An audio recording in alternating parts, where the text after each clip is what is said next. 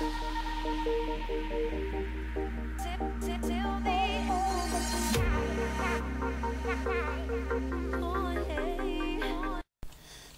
šiandien norėčiau jums parodyti tutorialą, kaip naudotis Enchat bookais.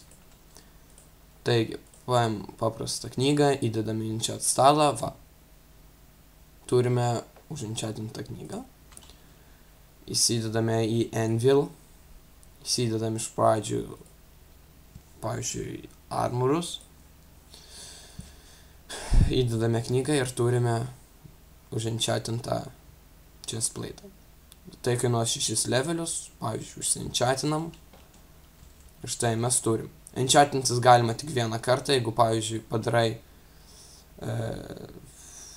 nežinau, Fire Aspect kardą, tai jau daugiau negalima daryti, kad ten būtų punch ar kas nors tokio. Taigi, ačiū už dėmesį, iki.